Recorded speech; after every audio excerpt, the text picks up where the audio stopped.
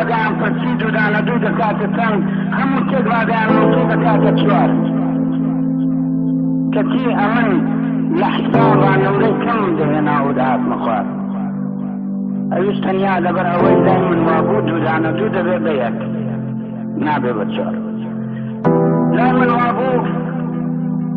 لای من وابوو ددان و دوورێ و زبان نابن بە چوار دەبن بەزار بە تێگرایی دەکەن هاوار لای من وابوو دوو دەست و دوولاقی مرۆڤ نابن بە چوار لە لەشێک داوا تێنەکات لای من وابوو گەڕاک خان و کۆڵان شەقام نابن بە چوار دەبن بە شار تێدا دەژین دەوڵەمەند و خەڵکی هەژار لای من وابوو کۆلکە و ڕیشە لەق و گەڵا نابن بە چوار دەبن بەدار هێندێک کورت و هێندێک درێژ وەکو چنار لای من وابوو ئەمین و دڵ جوانی پاچی نابن بە چوار دەبن بە یار لە لای دڵدار ئەو هەمووی وادوو بەدوو دەبن بە یەک نابن بە چوار یەکجار زۆرن بەڵام لەکوێ دێنە ژمار تەنیا ئەوەندەی دەزانم ئەگەر لەشم تۆت پارچەکەن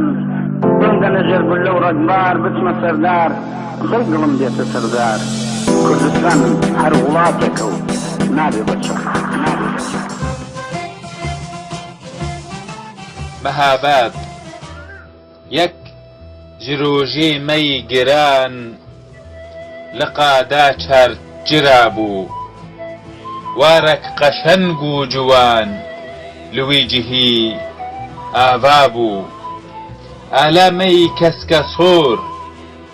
li sindic û kermenşahê Mehabad dayîka wan bi germî ew hilda bû ئاگرێ نەورۆزی گەش ji parçê rojhilatê zivistana çil û şeş destê qazî dada bû destê qazî pîroz dara jînê av dida mistek ji ava kewser mafê meyî rewa bû seywana rûkê welat پێشمەرگە نیشان دکر برومەت و بخەبات لەشگەرە سەرپالدا بوو لات و قەلاچ و دەڤەر بوون بزێر و بمەرمەر عەردا دەردۆری وەڵات ji ber me ew biha bû lê distار zûtir gera هەفسارێ دژمن قەتا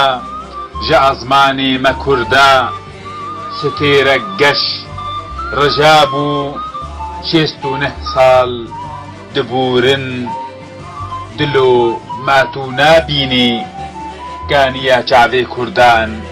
ji hêstira ziwa bû ji hêstira ziwa bû